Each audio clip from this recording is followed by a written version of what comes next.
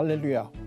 굿TV 세상을 보는 창 오색 오감을 시청하는 시청자 여러분, 저는 고려대학교 심리학부 명예교수 한성열입니다.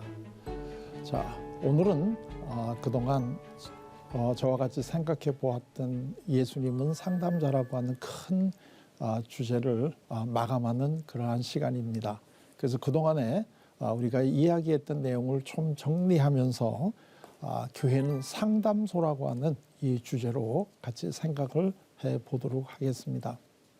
예수님은 하나님이시기 때문에 우리의 인간의 그 한정된 소견으로는 그분이 어떤 분이다 하는 것을 정확하게 알 수가 없습니다.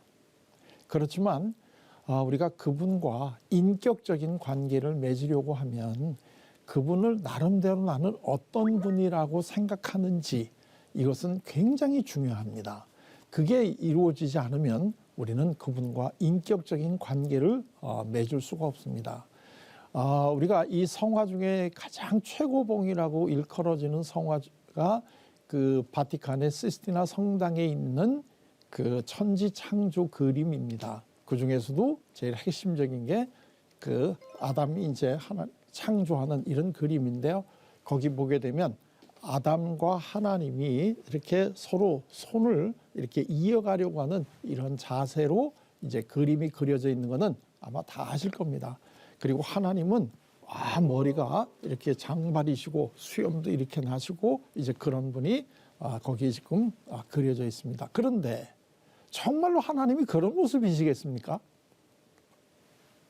그건 아니라는 거는 여러분들도 아시죠.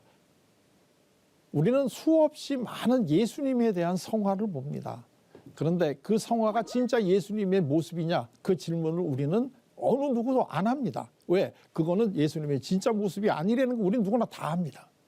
그러나 우리가 그 예수님의 그 성화를 보면서 감동되고 우리가 많은 이러한 그 위안을 받는 이유는 뭡니까? 그거는 예수님이 그러한 분이다라고 우리가 믿고 그래야지만 그분과 관계를 맺어갈 수 있기 때문에 그렇습니다. 그렇기 때문에 화가가 100명이 있다면 그 100명이 그리는 예수님의 모습은 다 다를 수가 있습니다. 그러나 우리는 분명하게 합니다. 그 100명의 예수님이 다 한 분 예수님이라는 걸. 이게 바로 우리들의 마음이 가지고 있는 기적입니다.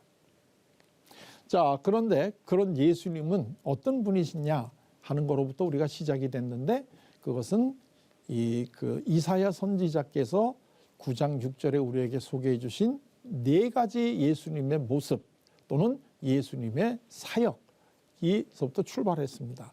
그 첫째가 그분은 기묘자여 모사고, 두 번째는 그분은 전능하신 하나님이고, 세 번째는 영존하시는 아버지이고, 네 번째는 평강의 왕이시다. 그게 다 예수님의 모습입니다.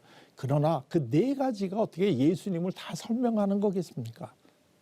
그 4가지만 또 뽑아서 우리에게 이사야 선지자가 알려주시는데, 그 중에서도 우리가 그동안에 같이 생각했던 거는 제일 첫 번째, 기묘자 모사라고 우리한테는 번역이 되어 있지만 요즘에 이게 전 세계적으로는 원더풀 카운슬러라고 번역이 되어 있는 그 모습, 즉 그분은 위대한 상담자이시다. 예수님은 위대한 상담자이시다라고 하는 측면에서 제가 같이 그동안에 생각을 해왔습니다. 물론 예수님께서는 원더풀 카운슬러이신 분만이 아닙니다. 예수님은 당연히 전능하신 하나님이시죠. 또 그분은 영존하시는 아버지이시고, 그분은 샬롬, 평강의 왕이십니다. 그걸 우리가 부정하는 게 아닙니다. 그건 당연한 것이고요. 또 하나 우리가 조금 그동안에 약간 이 생각을 하지 않았던 원더풀 카운슬러로서의 예수님, 이거를 우리가 그 소개를 이제 해드리는 시간을 지금까지 가졌습니다.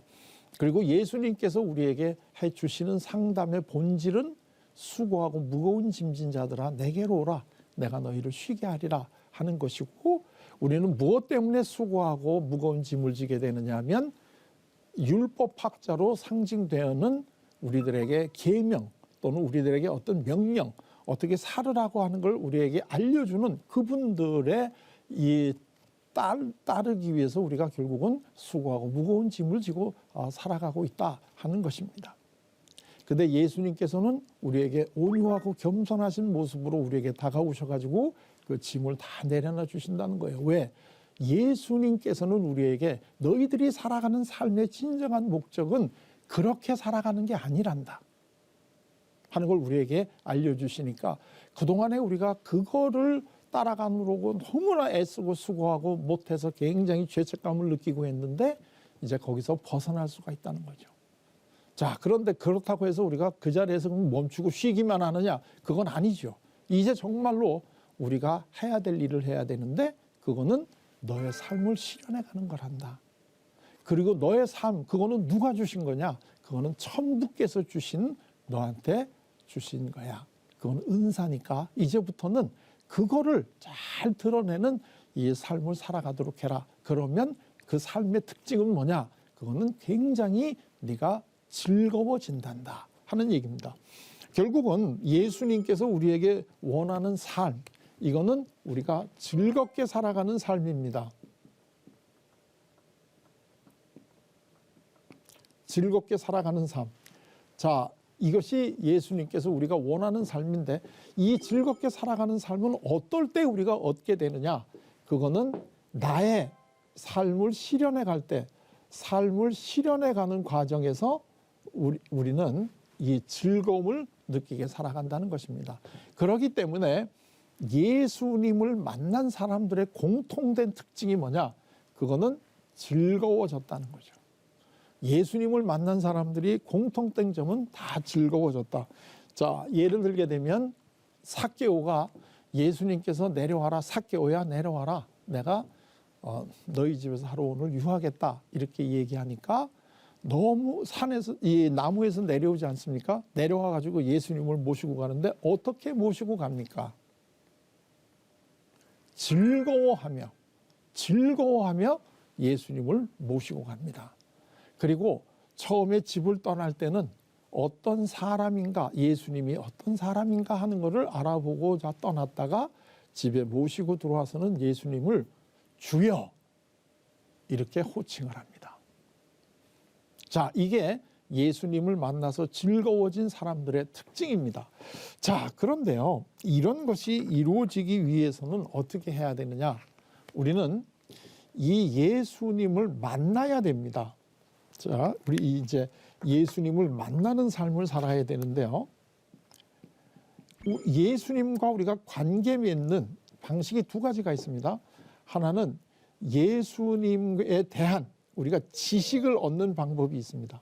예수님은 이런 분이다. 예수님은 하나님의 아들이고 예수님은 우리를 위해서 십자가에 달려 돌아가신 분이고 우리는 죄인이고 우리가 예수님을 구주로 우리가 믿으면 우리는 죄에서 해방되는 삶을 산다. 이거는 전부 다 예수님에 대한 우리가 지식입니다. 그런데 예수님과 관계 맺는 또 하나의 방법은 예수님을 경험하는 것입니다. 예수님을 직접 한번 만나는 것입니다. 예수님을 직접 만나는 겁니다. 이 두 가지 양식이 우리가 예수님이 어떤 분인가를 알고 예수님과 관계를 맺는 방식인데 소위 이 방식이 교육입니다. 그러니까 우리는 이 교회에서 수없이 어린 그 교회 학교 다닐 때부터 예수님이 어떤 분이다, 예수님이 어떤 분이다 하는 것을 우리가 많이 배웠습니다. 내가 예수님을 많이 어떤 분이다 알고 있기 때문에 사실 나는 예수님과 굉장히 좋은 관계를 맺고 있다라고 우리는 착각을 합니다. 그런데 이 지식으로 예수님을 많이 안다는 것은 우리가 그분과 좋은 관계를 맺는다고 하는 것은 다른 이야기입니다. 내가 누구에 대해서 지식을 갖고 있다고 해서 내가 그 사람과 많은 것을 알고 있다? 이건 아닙니다. 좀 더 이거를 극단적으로 예를 한번 들어보게 되면 저는 지금 미국의 대통령이 누군지를 압니다. 그리고 그분이 대개 어떤 삶을 살아왔고 어떤 정치적인 이러한 과정을 겪어서 지금 현재 그분이 미국의 대통령으로 계시는지 나는 잘 알고 있습니다. 그런데 나는 한 번도 그분을 만나본 적이 없습니다. 실질적으로 그분이 어떤 분인지 내가 경험을 해본 적이 없습니다. 그러면 나는 그분을 잘 알고 있나요? 나는 그분하고 지금 좋은 관계를 맺고 있나요? 아마 그거는 아닐 겁니다. 그렇기 때문에 우리가 예수님에 대해서 많은 지식을 가지고 있다고 해서 우리가 예수님과 좋은 만남을 가지고 있는 건 아닙니다. 우리가 예수님과 좋은 관계를 맺기 위해서는 예수님을 경험을 해봐야 됩니다. 자, 우리가 예수님을 지금 우리의 구주로 삼고 우리가 그분과 함께 동행한다고 하는 것은 그분에 대한 지식뿐만 아니라 예수님을 직접 경험하고 살아가야 된다는 의미입니다. 자, 여러분들 오랫동안 신앙생활을 했는데 삭개오가 예수님을 만나고 예수님을 경험하고 인생이 180도로 달라지죠. 또는 사마리아 수가성 여인이 예수님을 만나고 그 인생이 변하죠. 자, 여러분들도 예수님을 이렇게 만난 경험을 해보셨습니까? 이게 바로 우리가 교회 생활을 하고 신앙생활을 해야 되는 이러한 큰 이유 중에 하나이지 않겠습니까? 자, 그런데 이 경험을 하게 해주는 이 방법, 이게 과연 뭘까? 이게 앞으로 우리가 초등학교, 주일학교에서부터 시작을 해서 이 신앙생활하는 전 과정에서 제일 큰 숙제, 어떻게 하면 우리가 예수님을 경험할 수 있게끔 도와드릴 수가 있을까 하는 이 내용이 이게 앞으로는 굉장히 중요한 내용이 될 겁니다.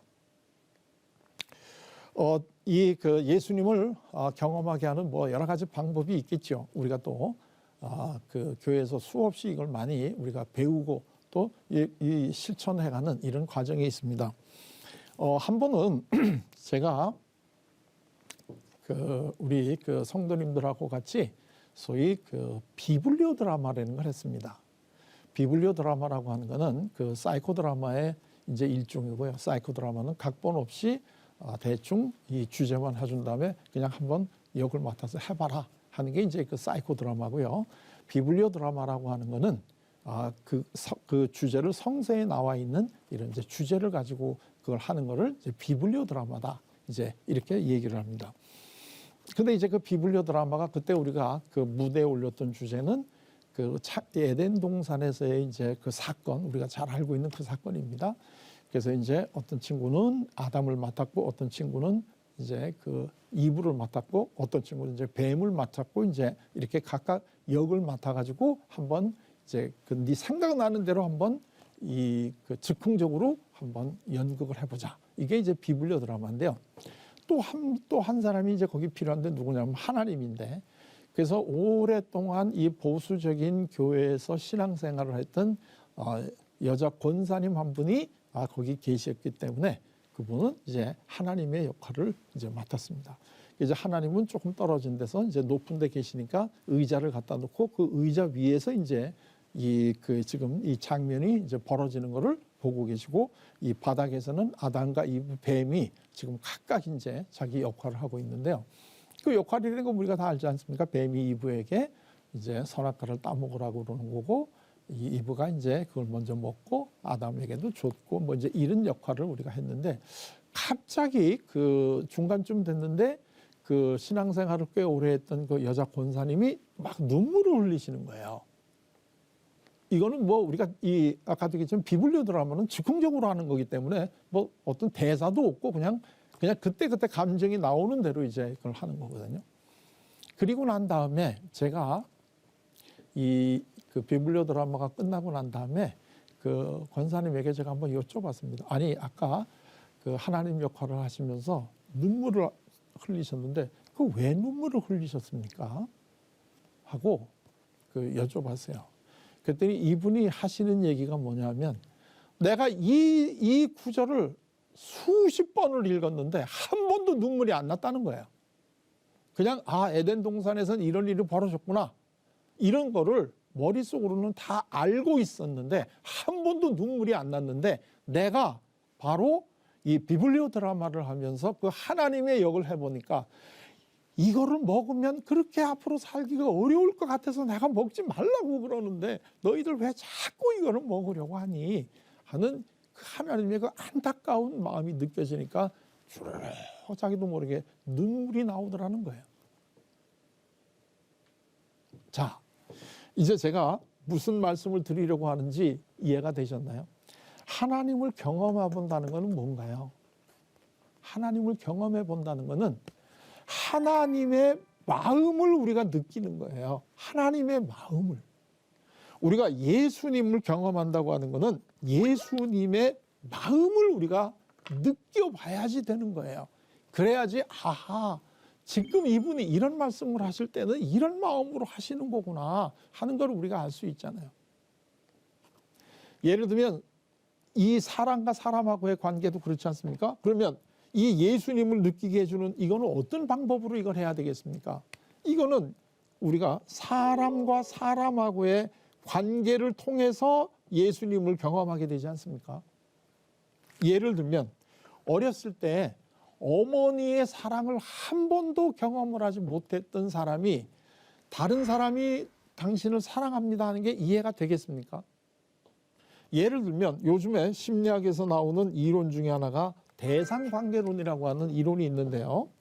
이 대상관계론이라고 하는 이론의 골자는 뭐냐면 어렸을 때 제일 처음 만났던 그분하고의 관계가 우리들이 세상을 살아가면서 그 이후에 만나는 모든 대인관계의 원형이 된다는 거예요. 근데 우리가 태어나서 제일 먼저 만나는 사람이 대개 일반적으로 보면 어머니 아니겠습니까? 그러면 이 우리들이 사람과 사람이 만나서 앞으로 어떤 양상의 그 관계를 맺어가느냐 하는 것은 어렸을 때 어머니하고 맨 처음 만나서 어머니하고의 관계가 어땠는가 하는 것이 계속 되풀이돼 간 거라는 거예요. 그러니까 이 내가 어머니하고의 이 관계를 잘 맺는 것이 상당히 중요하다는 것이죠. 그러면 그런데 이분들의 얘기에 의하면 우리가 하나님하고 관계를 맺는 양상도 우리가 어머니하고 어떤 관계를 맺었는가 하는 것이 굉장히 영향을 많이 준다는 거예요.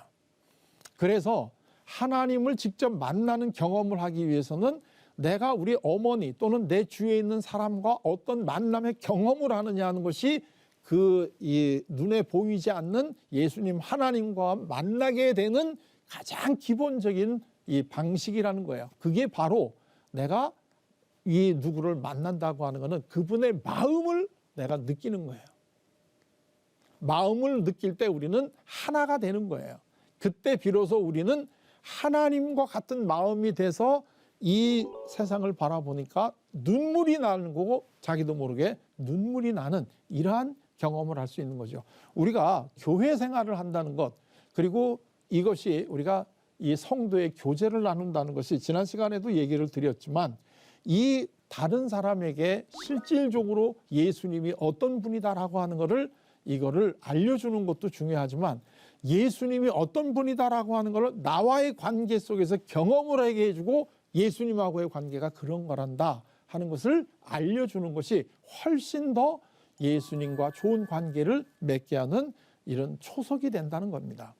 그럴 때 우리는 정말 교회 와서 내가 성도의 교제를 하면서 예수님의 마음을 내가 느꼈다. 이것이 우리가 정말 신앙 공동체에서의 코이노니아라고 우리가 부르는 성도의 그 친밀한 교제의 핵심. 나를 통해서 우리 이 성도들이 예수님을 경험할 수 있는 이러한 역할을 우리가 해줄 때 이것이 진짜 바람직한 교회가 되고 이것이 예수님을 따라가는 우리의 그 상담자의 이러한 그 모습이 될 수가 있는 것이지요. 우리나라 이 격언 중에 소문 만복례라고 하는 게 있습니다. 소문 만복례. 소문 만복례라고 하는 거는 웃을 소자죠. 웃는 문, 집. 웃는 집에는 만복, 모든 복이 온다.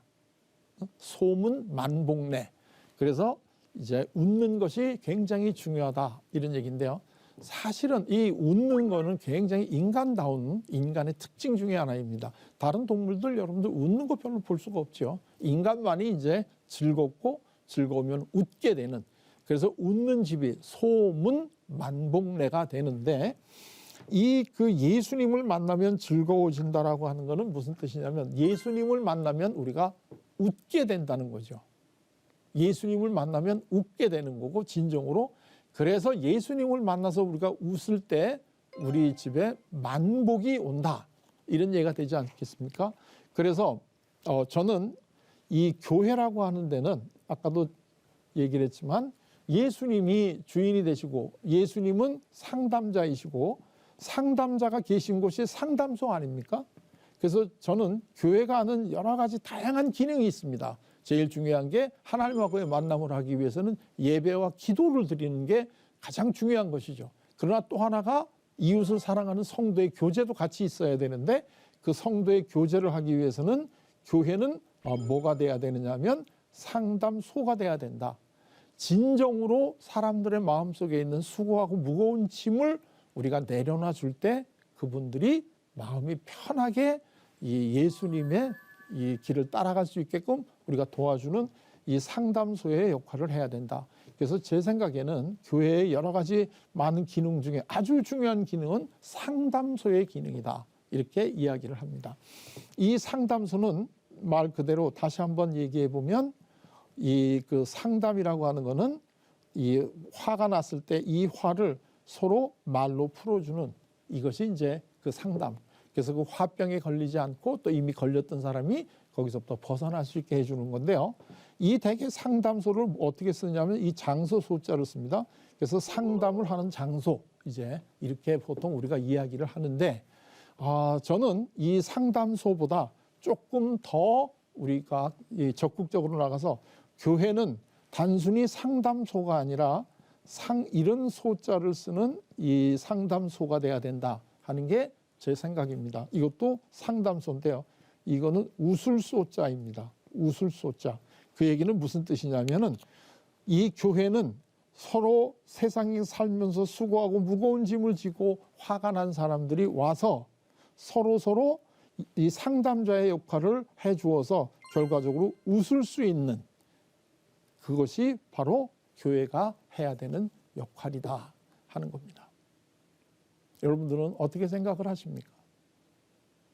우리 교회가 지금 해야 될 이 서로 힘들고 서로 각박해지고 서로 미워하는 이 현실 속에서 정말 교회는 이 구원의 방주가 돼야 되는데 이 구원의 방주가 역할을 한다는 게 구체적이고 현실적인 게 뭐겠습니까? 힘들다는 사람들이 교회에 왔을 때 교회 와서 하나님을 만나고 그리고 성도들과의 만남을 통해서 결국은 마음속에 있는 화를 다 풀고 웃을 수 있게 만들어주면 이것이 오늘날 정말 교회가 해야 될 이러한 기능이 아니겠습니까?